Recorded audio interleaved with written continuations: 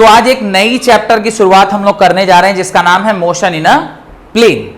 Motion in a plane, वैसे तो जब मैं काइनेटिक्स पढ़ा रहा था आपको तो उसी टाइम पे मैंने आपको बताया था कि जो ये पूरा काइनेमेटिक्स है वो दो पार्ट में डिवाइडेड है, एक motion in a straight line and एक मोशन इन अ प्लेन, या motion in one dimension and motion in two dimension. तो ये जो मोशन इन अ प्लेन है ये एक्चुअली क्या है, ये मोशन इन टू डायमेंशन है।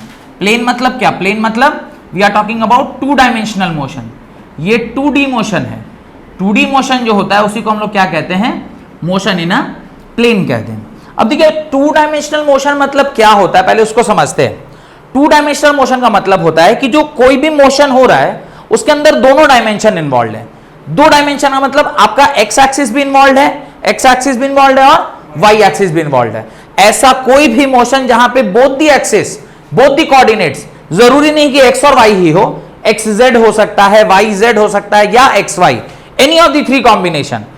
कोई भी दो एक्सिस या कोई भी दो कोऑर्डिनेट किसी भी मोशन में अगर इन्वॉल्व होते हैं तो उस तरह के मोशन को हम लोग क्या कहते हैं, मोशन इन टू डायमेंशन या मोशन इन अ प्लेन। अब ये motion in a two dimension या मोशन इन अ प्लेन जो है, ये इसका डेफिनेशन लिखिए, right. It is a branch of kinematics, it is a branch of mechanics, mechanics लिखिए, काइनेमेटिक्स नहीं, the branch of mechanics which deals with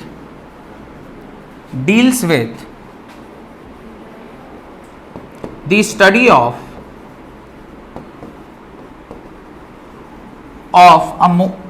an object या of a body in two dimension, in two dimension। Body में क्या है, to dimension है। Such as क्या क्या हो सकता है, एक्स वाई आ जाए या एक्स जेड आ जाए या वाई जेड आ जाए। Any of this three combination में कोई दो कॉम्बिनेशन, कोई दो एक्सिस जहां पर इन्वॉल्व हो जाए उस तरह के मोशन को आप क्या कहते हैं, मोशन इन अ प्लेन या मोशन इन टू डायमेंशन। इसके अंदर जो टॉपिक हम लोगों को पढ़ना है उसमें एक स्पेशल टाइप ऑफ मोशन है जिसको हम लोग क्या कहते हैं, प्रोजेक्टाइल मोशन। तो इसमें बहुत डिटेल में हम लोग को जो पढ़ना है उसका नाम क्या है, प्रोजेक्टाइल मोशन। तो हेडिंग डालिए प्रोजेक्टाइल मोशन, हेडिंग डालिए प्रोजेक्टाइल मोशन, प्रोजेक्टाइल मोशन। अब वैसे तो चैप्टर में और भी बहुत सारी चीजें दी गई हैं, पर हम लोग डायरेक्टली प्रोजेक्टाइल मोशन से इसलिए स्टार्ट कर रहे हैं क्योंकि इससे पहले का जो भी वेक्टर या वेक्टर रिलेटेड कॉन्सेप्ट है ये मैंने बहुत डिटेल में आप लोगों को पढ़ा दिया था। कब, जब मैं आपको मैथमेटिकल टूल पढ़ा रहा था। वहां पे resolution of vector, addition of vector जहां पे triangle law, parallelogram law and polygon law, उसके बाद मल्टीप्लीकेशन ऑफ वेक्टर जिसके अंदर मैंने आपको डॉट प्रोडक्ट, क्रॉस प्रोडक्ट, ये सब कुछ बहुत डिटेल में मैंने आपको वहां पर पढ़ा दिया है। तो वापस से दोबारा इसमें नहीं पढ़ा रहा हूं क्योंकि मैंने मैथमेटिकल टूल में ही इसको बहुत डिटेल में कवर कर लिया था। डन। तो इसलिए मैंने कहा भी था कि जब मैं ये नया चैप्टर स्टार्ट करूंगा इससे पहले एक बार जाके आप वो लेक्चर को रिवाइज कर लीजिएगा। तो एक बार आपने किया होगा, ऐसा मैं सोच रहा हूं कि आपने जाके एक बार रिवाइज कर लिया होगा।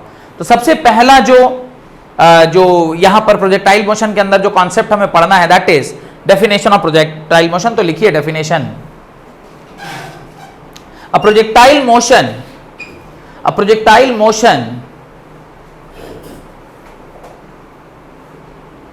is a motion in which a projectile motion is a motion in which an object is thrown into the space, an object is thrown into the space with some initial velocity,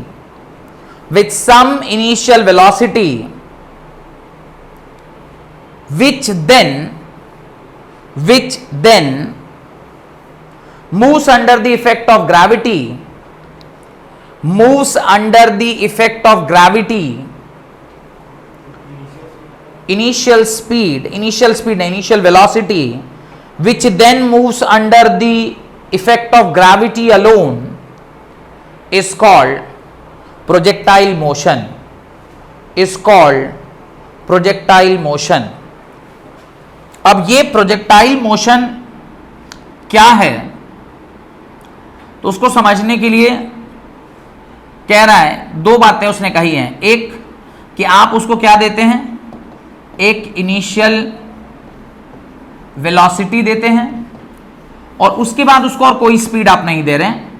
second, पूरा का पूरा motion जो है वो under the influence of gravity है, influence of gravity है। ये दो बातें जिस भी मोशन में हो जाए, और तीसरी बात ऑब्वियसली कि एक 2 डायमेंशनल मोशन होना चाहिए, ये एक 2 डायमेंशनल मोशन होना चाहिए, ये एक 2 डायमेंशनल मोशन है क्योंकि हम लोग मोशन इन प्लेन के अंदर पढ़ रहे हैं। तो ये बातें अगर जहां पर भी लिखी हो तो वो प्रोजेक्टाइल मोशन कहलाता है। अब प्रोजेक्टाइल मोशन के टाइप्स देख लेते हैं। लिखिए, types of projectile motion. Projectile motion, ये जो टाइप है ये दो ही प्रकार का है। पहला है the types of projectile motion के अंदर पहला है हॉरिजॉन्टल प्रोजेक्टाइल। हॉरिजॉन्टल प्रोजेक्टाइल, और दूसरा है ऑब्लिक, दूसरा है second is oblique projectile, OBLIQUE,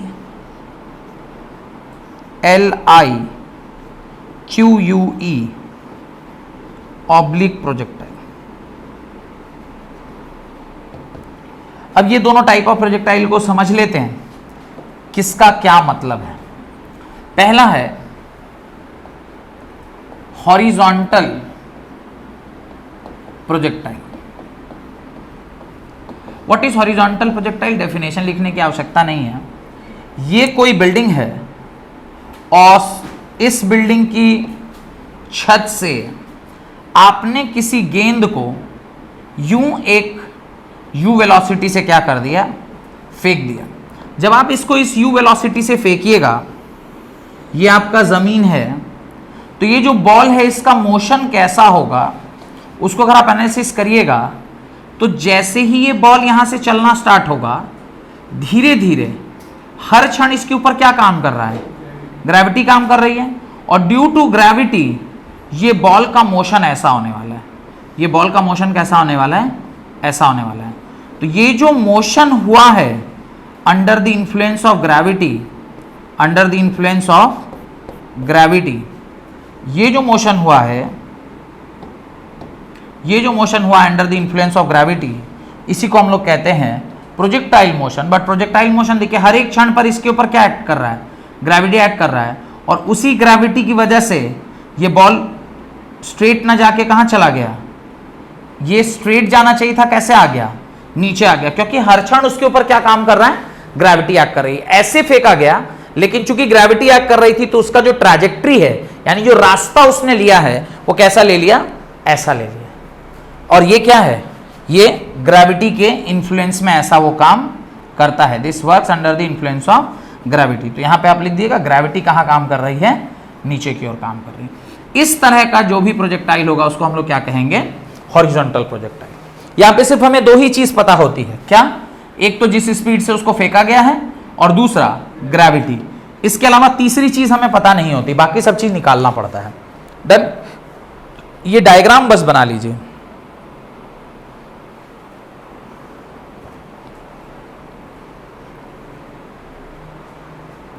बना ली।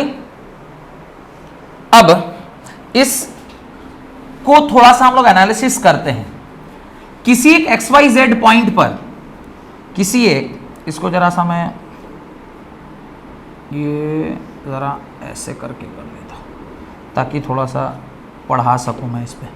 अब देखिए किसी भी एक पॉइंट पर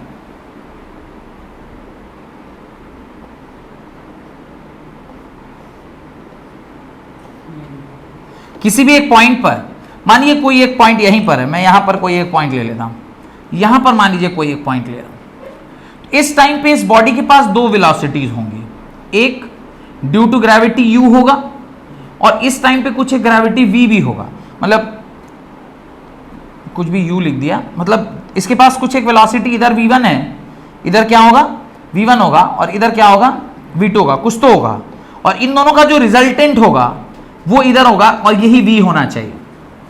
तो आप जब फेंके हैं तब तो इसके पास सिर्फ एक ही वेलोसिटी था, हॉरिजॉन्टल कंपोनेंट, पर जैसे जैसे ये नीचे आ रहा है इसके पास दो कंपोनेंट होगा, एक इसका हॉरिजॉन्टल कंपोनेंट और एक इसका वर्टिकल कंपोनेंट। अच्छा, हॉरिजॉन्टल कंपोनेंट में कोई फर्क पड़ेगा?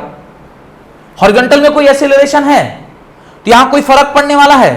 कोई फर्क नहीं पड़ने वाला है। यानी मैं चाहूं तो इसको यू ही लिख सकता हूं, मैं इसको चाहूं तो क्या लिख सकता हूं, यू ही लिख सकता हूं, पर इसको मुझे क्या लिखना होगा, कुछ एक दूसरी क्वांटिटी लिखनी होगी। क्यों? क्योंकि यहां पर नीचे वाला जो कंपोनेंट था v, वो तो किसके बराबर था, 0 के बराबर, पर जैसे जैसे ये आगे आता गया इसके ऊपर कौन एक्ट करता गया, g एक्ट करता गया, तो इसका वैल्यू कंटिन्यूअसली क्या हो रहा होगा, डिक्रीज, नीचे आ रहा है तो बढ़ रहा होगा ना कंटिन्यू। अरे एक्सीलरेशन भी नीचे और बॉल भी नीचे ही आ रहा है तो कंटिन्यूअसली वेलोसिटी क्या हो रही होगी, बढ़ती जा रही होगी। तो ये जो वेलोसिटी है ये नीचे जैसे जैसे आएगा और एक बाद इसके बाद एक और कंपोनेंट लीजिएगा तो यहां पे भी इसका अलग अलग स्पीड होगा, ये तो अभी भी u रहेगा, पर इस टाइम पे इसका जो v होगा वो कुछ v3 हो गया होगा।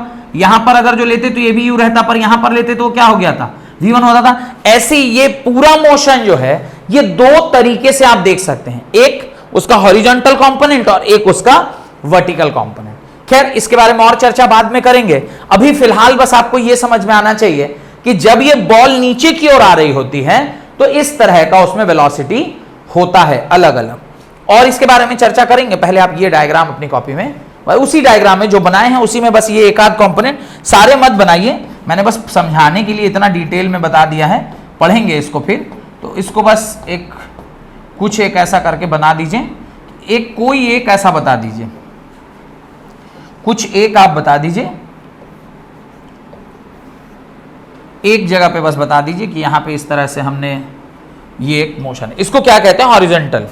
डेफिनेशन लिखना है तो लिख सकते हैं कि किसी टॉप ऑफ द बिल्डिंग से आपने हॉरिजॉन्टली बॉल को फेंका और under the influence of gravity अगर बॉल जो मोशन करती है उसी को हॉरिजॉन्टल प्रोजेक्टाइल कहा जाता है।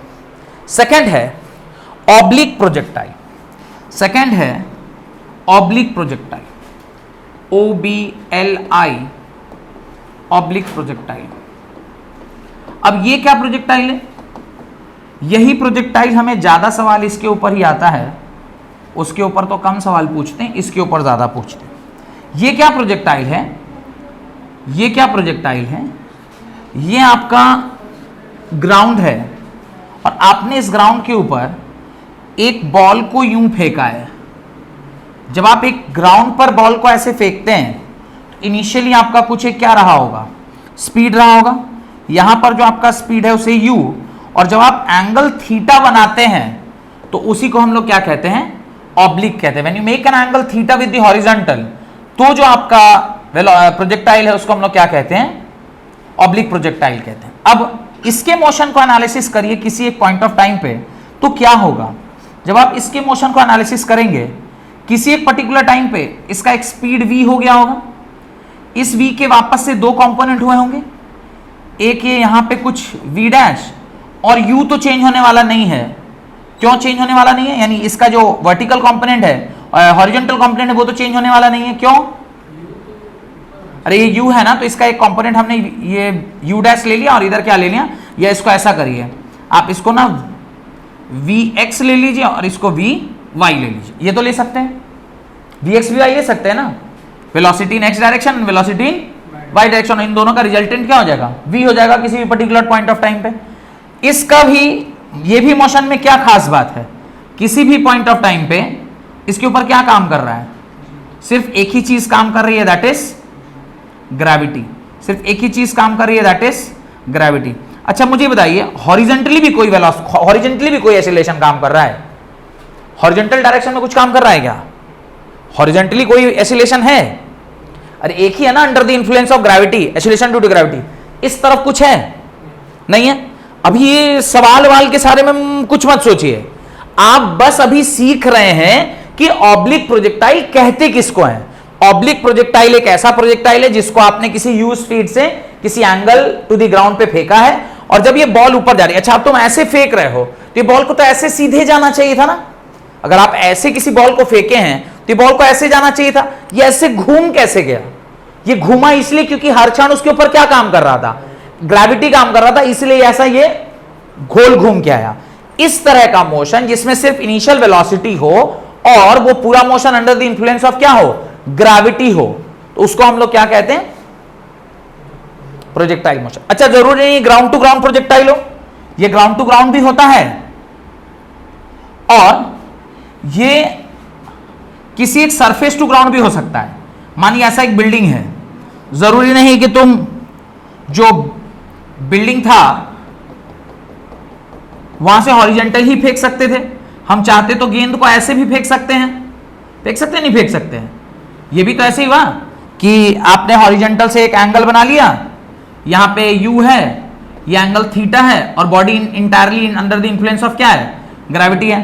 तो ये भी संभव है, ऐसा नहीं है कि सिर्फ यही ऑब्लिक होता है, वो भी ऑब्लिक हो सकता है। बिल्डिंग के छत पर से आपने ऐसे एक बॉल फेंक दिया, वो भी ऑब्लिक हो सकता है। डिपेंड करता है भाई सवाल में आपको क्या पूछा है, बहुत कुछ हो सकता है। हम लोगों को अब टेक्निक सीखना है, कोई भी दुनिया का सवाल दिया हो, ऑब्लिक हो, हॉरिजॉन्टल हो, दुनिया का कोई भी सवाल हो, उसको हम लोग सॉल्व कैसे करें। डन? यहां तक कोई डाउट नहीं? टाइप समझ में आ गया? प्रोजेक्टाइल क्या है? आपने एक इनिशियल स्पीड दिया है उसको, या इनिशियल वेलोसिटी दिया है, और उसके बाद और कोई स्पीड नहीं दे रहे हैं, पूरा ball under the influence of क्या है? ग्रेविटी है। कैच कैच खेल रहे हैं मैं और आप, ऐसे अगर कैच कैच खेल रहे हैं, मैं बॉल फेंकूंगा आपके पास जाएगा, आप बॉल फेंकिएगा मेरे पास आएगा। कैच कैच दो तरीके से हो सकता है, एक तो मैं खुद ही फेंकूं खुद ही कैच करूं, तो हो गया motion in straight line under the influence of gravity. एक हुआ मैं और आप कैच कैच खेल रहे हैं, मैं और आप जब कैच कैच खेलें तो मैं ऐसे फेंकूंगा और आपके पास बॉल पहुंचेगा, तो ये क्या हुआ? एक प्रोजेक्टाइल मोशन हुआ। और कैसा प्रोजेक्टाइल हुआ? ऑब्लिक प्रोजेक्टाइल हुआ, जहां पे आप हॉरिजॉन्टल से कुछ एक एंगल पर बॉल को फेंके हैं। और हॉरिजॉन्टल प्रोजेक्टाइल किसको बोलते हैं? जहां पे हॉरिजॉन्टल से आप 0 डिग्री पर फेंकते हैं। तो इसके पहले वाले केस में आपने बॉल को कैसा फेंका है? 0 डिग्री पर फेंका है, तो ये हो गया हॉरिजॉन्टल प्रोजेक्टाइल। और जब आप एंगल से किसी एक एंगल पे फेंकते हैं तो इस तरह के प्रोजेक्टाइल को आप क्या कहते हैं? Oblique projectile. यहां तक कोई डाउट है तो नहीं? चलो, तो आपने टाइप्स भी सीख लिया कि कितने प्रकार के हैं? 2 प्रकार के। अब इसके सवाल सॉल्व कैसे होंगे, ये सबसे महत्वपूर्ण जो एक्सरसाइज में अभी कराने जा रहा हूं, अगर आप इसको इमेजिन कर पा रहे हैं तब तो ये चैप्टर का सवाल आपसे बनेगा। अगर जो मैं एक्सरसाइज कराने जा रहा हूं वो आपको समझ में नहीं आ रहा है या आप उसको इमेजिन नहीं कर पा रहे हैं, तो इसका सवाल बनाने के लिए आपको फॉर्मूला रटना पड़ेगा। और अगर जो मैं कराने जा रहा हूं उसको अगर आप समझ गए तो आपको फॉर्मूला याद रखने की जरूरत नहीं है, आप चुटकी में सवाल को सॉल्व कर लेंगे। तो 2 ही तरीका है, या तो तुम फॉर्मूला याद करके उससे सवाल बनाओ या फिर तुम समझ जाओ ताकि दुनिया का कोई भी सवाल तुम बना सको। तो कौन सा ज्यादा आसान है? तुम कोई भी समझ जाओ भाई, जो समझ जाएगा तो कोई कैसा भी सवाल बना लेगा। फॉर्मूला तो हर एक केस का याद करना पड़ेगा। हॉरिजॉन्टल का फॉर्मूला अलग याद करो, ऑब्लिक में भी फिर ग्राउंड टू ग्राउंड का अलग याद करो, फिर आपका surface to height to ground अलग याद करो, कितना याद रखिएगा। लेकिन अगर दिमाग में आपको केस समझ में आ गया कि कैसे सॉल्व होता है प्रोजेक्टाइल, खेला खत्म। ध्यान से देखिए, अब जो मैं बोल रहा हूं इसी से आपका सवाल बनेगा। मैंने एक बॉल को ऐसे फेंका है, ठीक है? बॉल यहां था, यहां से ऐसे बॉल आया और इधर आ गया। क्लियर दिखाई दे रहा है? इमेजिनेशन है, सब सोचना है सिर्फ। अभी मुझे ये बताइए कि चारों साइड से उस रूम को अंधेरा कर दिया मैंने और सिर्फ ऊपर से लाइट को जला रहा हूं। कहां से लाइट को जलाया हूं? ऊपर से। क्लियर? मैं बॉल को यहां से यहां फेंक रहा हूं, आपको बताना है इस बॉल का शैडो कैसा बनेगा। स्ट्रेट लाइन मतलब नीचे एक स्ट्रेट लाइन बनेगा। ये समझ में आ रहा है क्या? किस किस को ये चमक गया, मतलब किस किस को ये समझ में आ गया कि एक बॉल है जिसको आप यूं ऐसे करके फेंके हैं और एक बल्ब ऊपर जला दिए, तो उस मोशन का शैडो कैसा बनेगा। आप जैसे ही बॉल ऐसे आया होगा, शैडो नीचे, जैसे जैसे बॉल ऊपर गया होगा शैडो ऐसे बड़ा होगा, और जैसे जैसे बॉल यहां आया होगा शैडो यहां आ गया। अब ये बॉल को भूल जाइए, शैडो कैसे मूव किया होगा, सीधे यहां से आ गया होगा। कोई डाउट है तो पूछिए। हम लोग क्या करेंगे, बॉल को भूल ही जाएंगे, सिर्फ शैडो पे काम करेंगे। अब सेम सिनारियो है, बॉल ऐसे करके ऐसे आया है, दिस टाइम यहां पे मैंने एक वॉल लगाया, दीवार, इस साइड से लाइट जला रहा हूं। किधर से लाइट जला रहा हूं, इस साइड से। तो मैं चाहता हूं कि इधर उसका आप क्या बनाइए, शैडो बनाइए। बॉल ऐसे चलना स्टार्ट हुआ, ध्यान से देखिए, बॉल ऐसे चलना स्टार्ट हुआ है और फिर बॉल ऐसे नीचे आ गया। शैडो कैसा हुआ होगा, मैंने ऐसे आप कह रहे हैं बॉल है, शैडो ऐसे ऊपर गया होगा और फिर नीचे आ गया होगा। डन। यानी एक 2 डायमेंशनल मोशन को अगर आप 2 1 डायमेंशनल मोशन में चेंज कर लेंगे तो मेरा सवाल आसान हो जाएगा। 1 डायमेंशन का तो सवाल बनाना आता है, एक बॉल कैसे ऊपर फेंके कैच कर लिया, उसका बहुत सारा सवाल बनाए हैं। और एक गाड़ी है जो सीधे एक रोड पर चल रही है, उसका भी सवाल बनाना आता है। 2D का डायरेक्ट सवाल बनाना नहीं आता है, बट 2D को 1D में कन्वर्ट करके तो कर सकते हैं। ये बात समझ में आ रही है। हमने क्या किया, शैडो वाले एग्जाम्पल से मैंने उस बॉल को जो 2D मोशन में ट्रैवल कर रहा था, मैंने उसको 2 1 डायमेंशनल मोशन में तोड़ लिया। कैसे तोड़ा, अब देखिए क्या ऐसा हो रहा है क्या, बॉल जैसे यहां से चल के यहां पहुंचा है, शैडो ऐसे मूव करेगा क्या, शैडो ऐसे मूव करेगा, शैडो ऐसे मूव करेगा, सोच के देखिए, शैडो ऐसे मूव करेगा, ये ऐसे आधा आया और फिर ऐसे नीचे आ गया, शैडो आ गया। यानी अभी 1 डायमेंशनल मोशन को हमने 2 डायमेंशनल मोशन को किस में कन्वर्ट कर लिया, 2 1 डायमेंशनल मोशन में कन्वर्ट कर लिया। यहां तक समझ में आ रहा है, कोई डाउट है तो पूछिए। नहीं, अब अगर ये बात समझ में आ गई है तो मैं एक प्रोजेक्टाइल बना रहा हूं, ये आपका प्रोजेक्टाइल है और इस प्रोजेक्टाइल का इनिशियल वेलोसिटी u है और ये एंगल थीटा है। ध्यान से देखिए, मैं ux क्या लिखूंगा, u cos थीटा लिखूंगा क्या, अबे इस u का हॉरिजॉन्टल कंपोनेंट क्या लिखेंगे, u cos थीटा लिखेंगे, और uy क्या लिखेंगे, u sin थीटा लिखेंगे। यहां तक कोई डाउट है तो पूछिए। नहीं, अच्छा, ये जब टॉपमोस्ट पॉइंट पर गया होगा उस टाइम पे vx क्या होगा, जब ये टॉपमोस्ट पॉइंट पे गया है उस पॉइंट पे vx क्या रहा होगा, इधर जब वो जा रहा है कोई एक्सीलरेशन है क्या इसके रास्ते में, तो जो इसका इनिशियल स्पीड रहेगा वही फाइनल स्पीड भी रह गया होगा।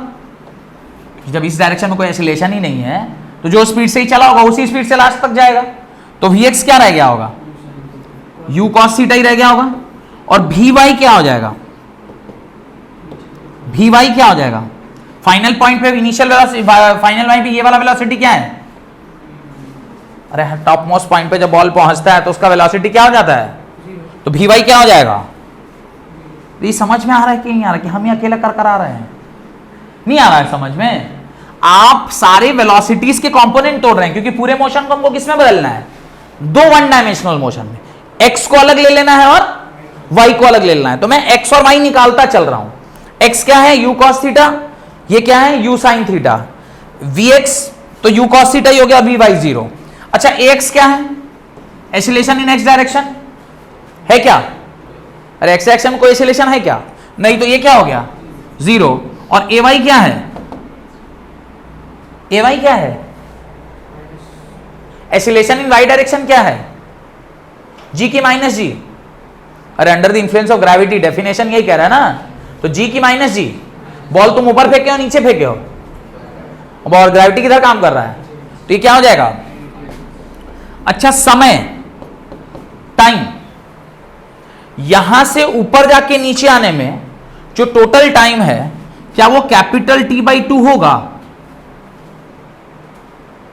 और यहां से यहां पहुंचने में जो समय लगेगा उसको t बोलूंगा क्या,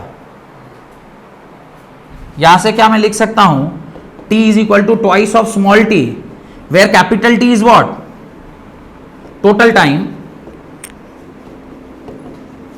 and small t is what, half motion के लिए यहां से ऐसे ऊपर गया तो इसका t और फिर नीचे आएगा तो t, तो टोटल 2t जो कि किसके बराबर होगा, बॉल जितना यहां से वहां लास्ट तक पहुंचा होगा, करेक्ट और नॉट, ये समझ में आ रहा है। तो क्या स्मॉल t क्या है, टॉप मोस्ट पॉइंट पे पहुंचने का टाइम, टॉप मोस्ट पॉइंट पे जो टाइम लगेगा वही है। यहां तक कोई डाउट है तो पूछिए। एक बार आपने उस 2 डायमेंशनल मोशन को 2 भाग में क्या कर लिया, तोड़ लिया। नहीं टूट रहा है तो फिर से पूछिए, मैं पूरा फिर से तोड़ सकता हूं। हां, ये एक आपका इनिशियल स्पीड है u। कोई भी एक रिजोल्यूशन ऑफ वेक्टर पढ़े थे ना, तो उसमें याद नहीं है कि वर्टिकल कंपोनेंट और हॉरिजॉन्टल कंपोनेंट लेते हैं, तो इसका हॉरिजॉन्टल कंपोनेंट क्या होगा, जिधर थीटा उधर क्या आता है कॉस, और उसके उल्टे क्या आ जाता है, तो ux क्या होगा u cos थीटा, और ये क्या होगा u sin थीटा। अच्छा, फाइनली किसी एक xyz पॉइंट पे, जरूरी नहीं टॉप मोस्ट पॉइंट पे, पर हम लोग टॉप मोस्ट पॉइंट पे इसलिए करेंगे क्योंकि टॉप मोस्ट पॉइंट पे हमारा वेलोसिटी क्या हो जाता है, 0 हो जाता है। तो फाइनल पॉइंट पे जब ये टॉप मोस्ट पॉइंट पे है, उस टाइम पे इसका स्पीड क्या होगा, हॉरिजॉन्टल स्पीड। चूंकि इस डायरेक्शन में कोई एक्सीलरेशन नहीं है, और चूंकि एक्सीलरेशन नहीं है मतलब जो स्पीड से चल रहा है उसी स्पीड से चलता रहेगा, तो कांस्टेंट स्पीड का ग्राफ हो गया। कांस्टेंट स्पीड मतलब जो स्पीड इसका इनिशियल था वही इसका फाइनल स्पीड है। लेकिन टॉप मोस्ट पॉइंट पे पहुंचने के बाद इसका फाइनल वेलोसिटी अगर 0 नहीं होता, फिर नीचे क्यों आएगा। नीचे आने का मतलब ये टॉप मोस्ट पॉइंट पे इसका स्पीड क्या हो गया है, 0 हो गया, इसलिए इसका एक्स भी वाई क्या हो गया, 0 हो गया। यहां तक कोई डाउट है तो पूछिए। नहीं, कोई डाउट है। अब हम लोगों को क्या करना है, इसका डेरिवेशन करना है। क्या करना है, इसका डेरिवेशन करना है। किन किन चीजों का डेरिवेशन, पहला है टाइम ऑफ फ्लाइट। ये वैल्यूज आपको ध्यान होना चाहिए, ये लिख लीजिए, जल्दी लिखिए। इतना अगर आप कर समझ गए फिर तो इसका काफी आसान है, डेरिवेशन तुरंत से हो जाएगा। जल्दी जल्दी कीजिए। और डेरिवेशन एग्जाम में आता है, मतलब डेरिवेशन ही आता है। डेरिवेशन आएगा 3 नंबर का, उसके नीचे कुछ न्यूमेरिकल दे देगा। तो जल्दी जल्दी लिखिएगा तो समझ में आ जाएगा। और आज ही करना होगा सारा डेरिवेशन, क्योंकि ये 2 क्लास में हो नहीं सकता है। किसी भी कीमत पे हम लोग को डेरिवेशन आज ही करना है, इसलिए जल्दी जल्दी लिखिए। बड़े आगे,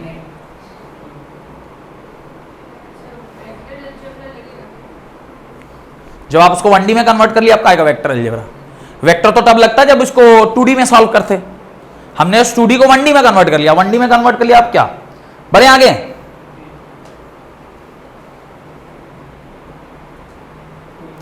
time of flight. Time of flight का क्या मतलब होता है, लिखिए। Time of flight is the time taken by the projectile to completing its motion. Time of flight is the total time taken by the projectile to reach the ground. और इसके अंदर एक टॉपिक आएगा time of accent. Time of accent मतलब ऊपर जाने में कितना समय लगा। टाइम ऑफ एसेंट मतलब ऊपर जाने में कितना समय लगा। डन। अब देखिए, Vy is equal to Uy plus Ay into t लिख सकते हैं क्या, देखिए। यहां तक कोई डाउट है तो पूछिए। अरे V equal to u plus a t होता है ना, अब साले वाई डायरेक्शन में लगाएंगे तो वाई वाई लिखेंगे ना जी। नहीं समझ में आ रहा है। टाइम ऑफ फ्लाइट निकालने के लिए कौन सा फॉर्मूला यूज कर रहे हैं, v equal to u plus at, पर in which direction, in y direction, क्योंकि ऑब्वियसली टाइम ऑफ एक्सेंट जो बॉल ऊपर गया है तो इसको t लग रहा है, वही टाइम ना t लेंगे। अच्छा, ये आपने लिखा है 0, देखिए तो लिखेंगे क्या 0। अब क्या लिखेंगे, 0 is equal to u cos नहीं u sine theta minus g t लिखिएगा। देखिए तो यहां से जब आप सॉल्व कीजिएगा तो g t is equal to आएगा यू साइन थीटा एंड छोटका टी हो जाएगा u sine theta by g. कौन सा, तो v equal to u plus at नहीं पढ़े हैं, हाय राम। v is equal to u plus at formula पढ़े हैं कि नहीं पढ़े हैं। अब y डायरेक्शन में लगा रहे हैं तो सब में सबस्क्रिप्ट y लगा दिए, तो ये y डायरेक्शन में लग जाएगा। नहीं हुआ ना। आ गया स्मॉल t का वैल्यू क्या आया, u साइन थीटा बाई जी। अच्छा, क्या थोड़ी देर पहले मैंने आपको बताया था कि 2t is equal to capital t हो जाएगा। 2t इज इक्वल टू किसके बराबर? लॉजिक क्या है, जब बॉल ऐसे ऊपर गया था और नीचे आया है, जाने का टाइम अगर t है तो आने का भी t होगा, और ये दोनों t वही t है, ये स्मॉल t, उतना देर में बॉल आधा ही पहुंचा है, और जब ये नीचे आएगा तो यानी इतना जो पूरा नीचे जो जमीन में ट्रैवल किया है शैडो, उसका कैपिटल टी है, उतना ही समय में ये क्या हुआ, बॉल ऊपर गया और नीचे आया, तो ये 2 small t must be equal to capital t, 2 small t must be equal to capital T.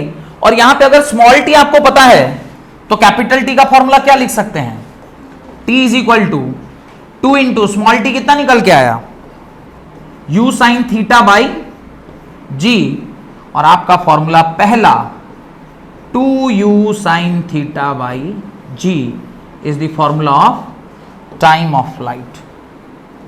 ये पहला फॉर्मूला आपका बन के निकल के आ गया। टाइम ऑफ लाइट का फॉर्मूला होता है t is equal to 2u sine theta by g.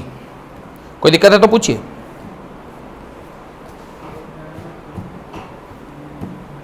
कोई दिक्कत है? अच्छा, जो टाइम ऑफ डिसेंट एसेंट होता है वही टाइम ऑफ डिसेंट भी होता है। अरे जितना समय जाने में लगता है उतना ही समय आने में भी लगता है, तो यही टाइम ऑफ डिसेंट भी हो जाएगा, अलग से निकालने की आवश्यकता नहीं। और इसी को 2 से मल्टीप्लाई किए तो टोटल टाइम ऑफ फ्लाइट निकल के आ गया। क्यों? क्योंकि रिलेशनशिप क्या था, 2t is equal to T के बराबर। पहला फॉर्मूला क्लियर है। कैसे निकाले, तो डेरिवेशन अगर एग्जाम में आएगा तो याद रखिएगा v is equal to u plus a t, but in which direction, y direction. Derivation में यही बात याद रखना है कि हम लोग टाइम ऑफ लाइट किस फॉर्मूला से निकाले हैं, v is equal to u plus a t, but in which direction, y direction. Done. अब आइए पॉइंट नंबर 2, सेकेंड होता है range, range of flight, range of flight. Range of flight किसको बोलते हैं, तो मैं वापस से अपने इस डायग्राम में चलता हूं। रेंज किसको बोलते हैं, ध्यान से देखिए, यहां से जो हॉरिजॉन्टल डिस्टेंस वो ट्रैवल किया है इसी को रेंज कहते हैं। मान लीजिए मैं आपके साथ कैच फेंक रहा हूं, तो कैच जब आप बॉल फेंक रहे हैं तो कुछ तो y में ट्रैवल किया है और कुछ x में बॉल ट्रैवल किया। भाई कैच फेंकेंगे तो ऊपर भी हवा में गया होगा और दूरी भी गया होगा, तो जो ये हॉरिजॉन्टल में दूर गया है उसी को क्या कहते हैं, रेंज कहते हैं। उसको क्या कहते हैं, रेंज कहते हैं। तो हम लोग अभी क्या निकालना चाहते हैं, रेंज ऑफ फ्लाइट निकालना चाहते हैं। क्या निकालना चाहते हैं, रेंज ऑफ फ्लाइट। अब ध्यान से देखिए, रेंज को क्या मैं Sx is equal to r लिख सकता हूं। देखिए Sx मतलब displacement in x direction, Sx मतलब डिस्प्लेसमेंट इन x डायरेक्शन।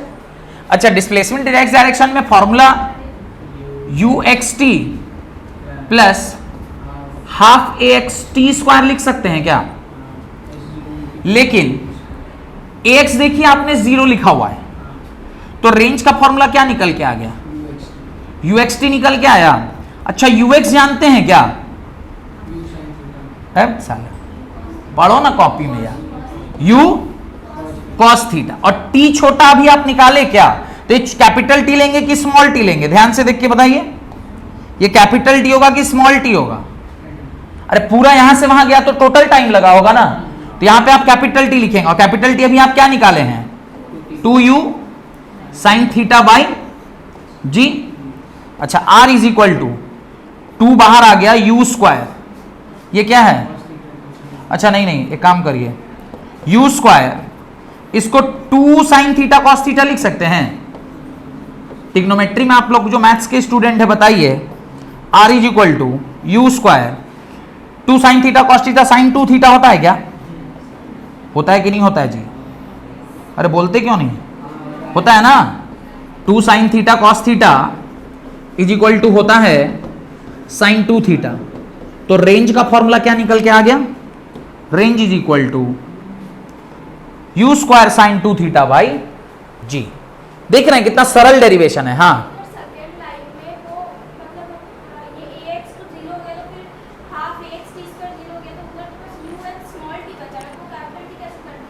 अरे ये तो फॉर्मूला है ना, s is equal to u t plus half a t square.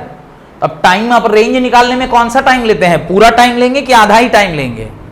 अरे यहां से बॉल यहां पहुंचने में कैपिटल टी लगा था कि स्मॉल टी लगा था, तो कैपिटल टी इसलिए लिए।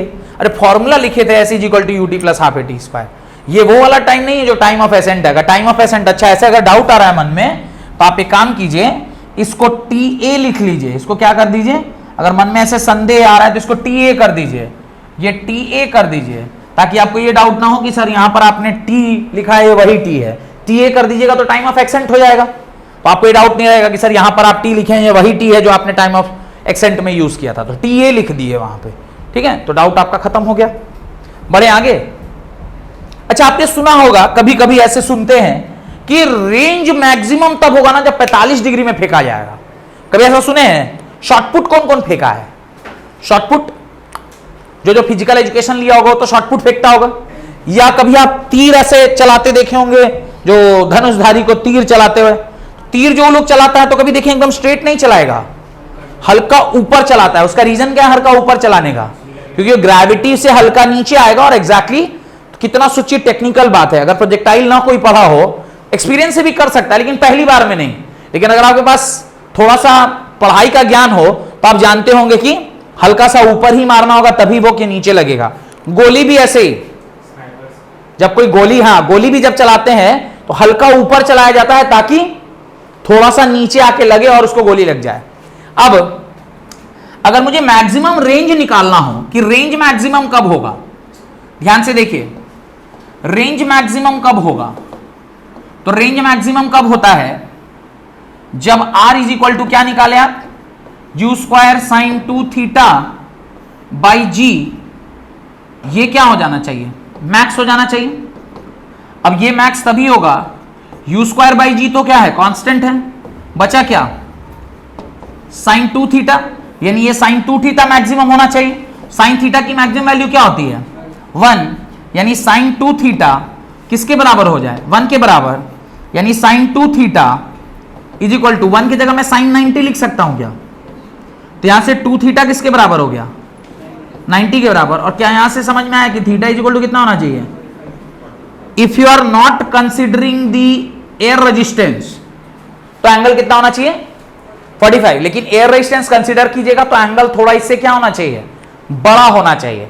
46.5 के आसपास के एंगल में अगर आप फेंकते हैं शॉर्टपुट को तो वो मैक्सिमम दूरी जाएगा, पर और practical purposes it is 46.5, for all theoretical purposes theta is equal to 45 degree. तो रेंज मैक्सिमम कब होता है, जब थीटा कितना हो जाए 45 डिग्री हो जाए। डन। और एक लास्ट वो है डेरिवेशन है, that is maximum height achieved by the projectile. तीन ही चीज एग्जाम में पूछता है, टाइम ऑफ फ्लाइट, रेंज और मैक्सिमम हाइट। तो मैक्सिमम हाइट की ओर बढ़ा जाए, नहीं इतना टाइम क्या लगा रहे लिखने में, जल्दी लिखिए।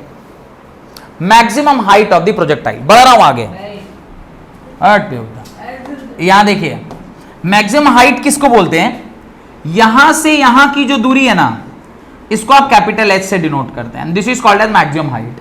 कितना ऊपर गया, खास करके अभी आप IPL वगैरह देखे होंगे तो उसमें जो छक्का दिखाता है ना आजकल 6, तो उसमें दोनों चीज दिखाता है, the ball has travelled the distance of this और हाइट कितना था।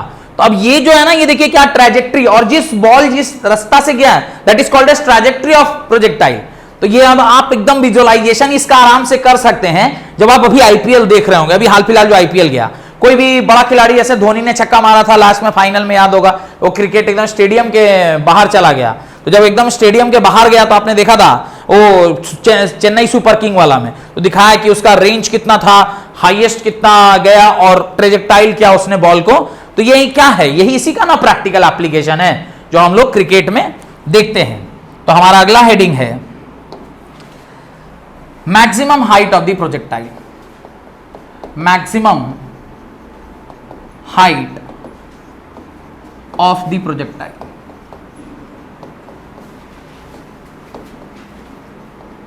Maximum height of the projectile निकालने के लिए आपको क्या करना है, जो फॉर्मूला यूज करना है वो है SY which is equal to H which is equal to UYT plus half AYT square. Maximum height is equal to होता है H is equal to this. अब ये तो हमें निकालना ही है h। ui कितना बताए थे? u sine theta. टाइम क्या लेंगे? u साइन थीटा कि 2u साइन थीटा? सोच के बोलिए। हाईएस्ट पॉइंट जब बॉल पहुंचा होगा तो आधा ही टी लिया होगा कि पूरा टी ले लिया होगा? आधा ही लिया होगा ना। तो स्मॉल टी यूज करेंगे कि कैपिटल टी यूज करेंगे? स्मॉल टी यूज करेंगे। स्मॉल टी का फॉर्मूला क्या है? u sine theta by g minus half g, और ये क्या लिखेंगे? u sine theta by g का होल स्क्वायर। यही है, बस इसको सॉल्व कर दीजिए, आंसर आ जाएगा। इसको क्या लिखेंगे? u square sine square theta by g minus half g तो रहेगा ही into u square sine square theta by g square, एक जी से एक जी कटा। ध्यान से देखिए, h इज इक्वल टू ये u square sine square theta आधा आधा घट जा रहा है क्या? ये u square sine square theta by g है minus half u square sine theta by g, तो आधा बच जाएगा। क्या बचेगा? U square sine square theta by 2g। देखे तो ये बचेगा। चले मैथ्स में भी कमजोर हो क्या? कोई बात नहीं, देखो यहां से कॉमन ले लो। U square sine square theta by g, इतना तो कॉमन दिख रहा है। क्या बचेगा? 1 माइनस हाफ बचेगा, और 1 माइनस हाफ आधा होता है। तो जब 1 माइनस हाफ आधा होता है तो नीचे 2 नहीं लिख देंगे? नहीं, कोई होता है, कई बार ऐसा हो जाता है। तो मैक्सिमम हाइट का फॉर्मूला क्या निकल के आया? h is equal to u square sine square theta by 2g। मैं एक ही जगह सारा फॉर्मूला लिख दे रहा हूं। U square sine 2 theta by g and t is equal to 2u sine theta by g। यही 3 फॉर्मूला है ना जी? यही 3 फॉर्मूला है कि और कोई है? यही 3 थोड़ा डेरिवेशन किए ना। ये 3 फॉर्मूला आपको क्या रहना चाहिए? याद रहना चाहिए किसी भी क्वेश्चन को। अच्छा, इसका डेरिवेशन कहां से स्टार्ट हुआ है? हाइट चूंकि sy है तो s is equal to u t plus half a t square से, और हाइट sy से निकलेगा इसलिए u y t plus half a y t square, और ए वाई माइनस जी लिखे हुए हम लोग। U y u sine theta होता है और टी आपने निकाल रखा था, सारी वैल्यू को पुट किए, आंसर आ गया। तो आंसर क्या आया? U square sine square theta by 2g। यही 3 फॉर्मूला आपको चाहिए रहता है in order to solve any numerical of projectile. एक और इक्वेशन है जिसको बोलते हैं ट्रैजेक्टरी ऑफ प्रोजेक्टाइल, तो वो भी लगे हाँ तो आज ही कर ही लेते हैं, ताकि अगले क्लास से फिर क्वेश्चंस करवाना मैं आपको स्टार्ट कर दूं। तो इक्वेशन आप डाल लीजिए, जल्दी जल्दी लिखिए। हो गया? हेडिंग डालिए ट्रैजेक्टरी ऑफ, ये 3 फॉर्मूला याद रखिएगा। हेडिंग डालिए trajectory of projectile. Trajectory of projectile नहीं, ट्रैजेक्टरी ऑफ प्रोजेक्टाइल नहीं। ट्रैजेक्टरी ऑफ प्रोजेक्टाइल तो ये हुआ कि भाई बॉल ऐसे ऐसे ऐसे चला गया, यही इसका ट्रैजेक्टरी हो गया। हम लोग कर रहे हैं equation of trajectory of projectile. हम लोग उसका क्या निकालना चाहते हैं? Equation of trajectory of projectile कि इस इक्वेशन क्या होगा। यही मैं आपको उस टाइम बता रहा था जब श्रोडिंगर का वेव इक्वेशन पढ़े थे, तो वहां पर एक इक्वेशन आई थी, इक्वेशन है ना, del square x by d y square d x square plus d y square. हाँ, तो वो बड़ा सा जो इक्वेशन था उसी के, वो क्या है? वो इक्वेशन ही तो उसकी ट्रैजेक्टरी है। वो इक्वेशन ही उसकी क्या है? ट्रैजेक्टरी है कि किस तरीके से एटम के अंदर इलेक्ट्रॉन्स मूव करते हैं। और उसी को सॉल्व किए थे तो क्या पता चला था? Principal quantum number, azimuthal quantum number, magnetic quantum number और स्पिन क्वांटम नंबर बाद में लेना पड़ा था, बिकॉज ऑफ वो दोनों एक ऑर्बिटल के अंदर 2 लोग नहीं रह सकते। तो यहीं पे ट्रैजेक्टाइल के बारे में, ये ट्रैजेक्टरी के बारे में पढ़ रहे हैं। तो ट्रैजेक्टरी के बारे में पढ़ने के लिए एसएक्स क्या लिख सकते हैं? You x t plus half a x t square लिख सकते हैं क्या? एक्स क्या होता है? 0। एस एक्स क्या लिखेंगे? एस एक्स को एक्स लिख देता हूं, s is equal to u cos theta into small t, यहां से टी इज इक्वल टू क्या लिखें? U cos theta by x, equation number 1। इसमें कोई डाउट है तो पूछिए, कोई डाउट है तो पूछिए। S x is equal to u x t plus half a t square, a x आपने 0 लिखा हुआ है, देखिए जहां पे मैंने पहले पेज पे लिखवाया था, तो यू एक्स का वैल्यू यू कॉस थीटा और एस एक्स मतलब रेंज, रेंज की जगह पे क्या लिख दिया? एक्स लिख दिया, ठीक है। अच्छा, इक्वेशन ऑफ ट्रैजेक्टरी यानी इक्वेशन, किसी भी चीज की ट्रैजेक्टरी जब आप लिखते हैं तो उसमें सिर्फ एक ही चीज नहीं होता, time. The equation which is a relationship between x and y coordinate without time is called as equation of trajectory. किसी भी चीज का ट्रैजेक्टरी लिखिए, उसमें टाइम का फंक्शन नहीं आना चाहिए। तो हम लोग को क्या करना है? टाइम एलिमिनेट करना है, इसलिए मैंने टाइम इज इक्वल टू फलाना लिख लिया। अब हम लोग चलते हैं इसके सेकंड पार्ट में।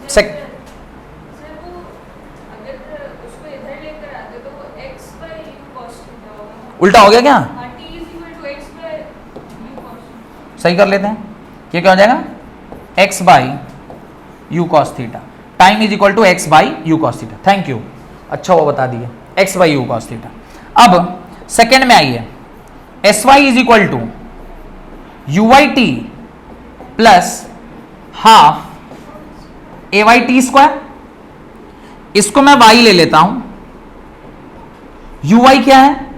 यू वाई है u साइन थीटा, टाइम की जगह पे can I right x by u cos theta, time की जगह पे लिख सकता हूं क्या? या यहां पे ना लिख के अगली लाइन पे लिखेंगे, जैसा बोलिए, ताकि आपको डाउट नहीं होना चाहिए। अच्छा, इस बार ऐसे ही लिख देते हैं, minus g by two t square. यहां तक कोई डाउट है तो पूछिए, नहीं? y is equal to u sine theta t minus g by two t square, ये ठीक है। अगले पेज पर चलूं, ये एक्सप्रेशन देख लीजिए, अगले पेज पर चलते हैं। बड़े ये एक्सप्रेशन देख लिए, अगले पेज पर चल रहा हूं, क्या था बताइए तो? y is equal to u sine theta, अब t की जगह पे क्या लिख सकते हैं? x by u cos theta लिख सकते हैं, माइनस g बाई टू तो लिखा ही हुआ था, t की जगह पे क्या लिख सकते थे? x by u cos theta का होल स्क्वायर। कोई दिक्कत है तो पूछिए। अब इसको देखिए, y is equal to u से u कट गया, क्या बचा? x tan थीटा लिख दूं, sine theta by cos theta tan theta, minus g by two x square by u square cos square theta, u square cos square theta, y is equal to x tan theta minus g by two x square sec square theta by u square. Equation of projectile, trajectory of projectile का equation होता है x square g by two u square sec square theta. This is the equation of projectile.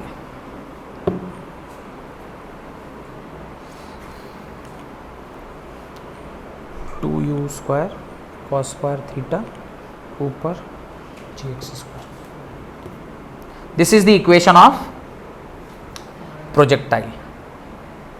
Done. और बढ़े आगे, इसको एक और line ऐसा लिख सकते हैं, y इज इक्वल टू, एक और लास्ट लाइन लिखिए, y is equal to, this can be written as x tan theta minus k x square, where k is what? Where k is equal to x square को छोड़ के बाकी सब कुछ g by two u square cos square theta. इस वाले expression से भी लिख सकते हैं। तो ये भी क्या है? इक्वेशन ऑफ k ऐसे एक रैंडम कांस्टेंट है, सारी चीजें यहां पे कांस्टेंट है, g constant, two constant, initial speed constant, initial angle constant, सब कुछ कांस्टेंट था, इसलिए इसको अलग ले लिया। और जहां कहीं भी इस तरह का इक्वेशन आता है एक्स स्क्वायर के टर्म में, y is equal to something x square, ये कैसा इक्वेशन होता है? Equation of parabola. तो लिख दीजिए, इसके नीचे एक लाइन ऐड कर दीजिए, the path followed by A projectile is parabola, path followed by a projectile is parabola. कौन बोला? Parabola. When projectile is fired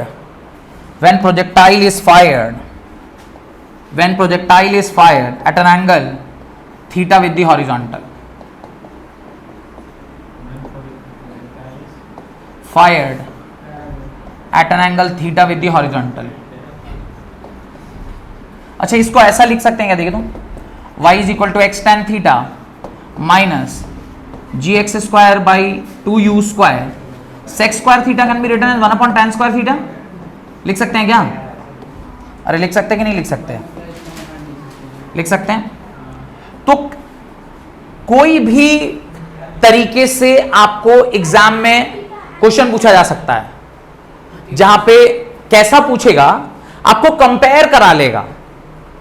इधर tan थीटा दिख गया और इधर tan स्क्वायर थीटा दिख गया, मतलब इससे कंपेयर करना है। अगर sec स्क्वायर थीटा और tan थीटा दिखा तो इससे कंपेयर करना है, और tan स्क्वायर और cos स्क्वायर थीटा दिखा तो इससे कंपेयर करना है। तो तीन ही इक्वेशन है जिससे आपको कंपैरिजन करना है, या तो इससे कंपेयर करा लेगा, या sec वाले से करा लेगा, या फिर इधर tan और उधर tan स्क्वायर से करा लेगा। ठीक है, यहां तक रखते हैं। बहुत बहुत बहुत इंपॉर्टेंट क्लास थी आज की। एक तो आपने सारा डेरिवेशन सीखा आज के क्लास में, टाइम ऑफ फ्लाइट का डेरिवेशन, मैक्सिमम रेंज का डेरिवेशन, रेंज का डेरिवेशन, मैक्सिमम हाइट का डेरिवेशन, ट्रैजेक्टरी ऑफ प्रोजेक्टाइल का डेरिवेशन इन ऑल फॉर्मेट्स। हम लोग आज सिर्फ और सिर्फ क्या सीखे हैं?